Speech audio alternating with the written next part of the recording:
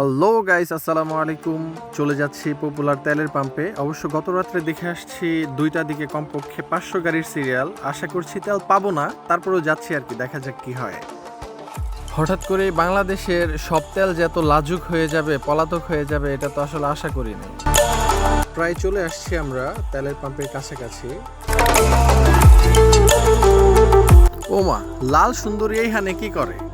আমরা সবাই পাম্পে অপেক্ষা করতেছি আর লাল সুন্দরী এক হারায় রয়েছে পপুলার মোড়ে। বাহ! গতকাল রাত 2টার সময় আইসা দেখি কমপক্ষে 500 গাড়ি সিরিয়াল লাগায় রাখছে, আর এখন সকাল 5টা বাজেই দেখি পপুলার মোড় পার হয়ে গেছে। বাহ! আমরা আসলে বাঙালি তো, আমাদের পক্ষে সবই সম্ভব।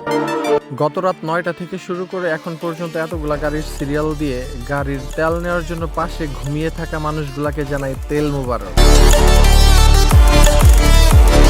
খুব টেনশনে আছি ভাই, শেষ পর্যন্ত মানুষ আসলে তেল পায় কিনা। এতটা ভোগান্তি করে যদি মানুষ তেল না পায়, তাহলে এর থেকে দুঃখের আর কিছু হতে পারে না।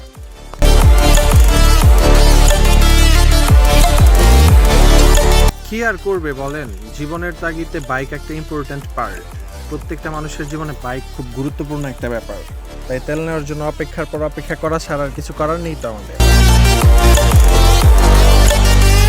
রাস্তাঘাটের আলাপ তো বাদই দিলাম, পাম্পের ভিতরেই তো কমপক্ষে 500 বাইক রেখে গেছে গত রাত থেকে। পরিশেষে একটাই চাওয়া, সবাই যেন কম বেশি যাই হোক তেল পায় অন্তত, কারণ অনেক রাত থেকে কষ্ট করে সবাই ওয়েট করতেছে। আল্লাহ ভরসা, ভালো থাকবেন, সুস্থ থাকবেন। আসসালামু আলাইকুম।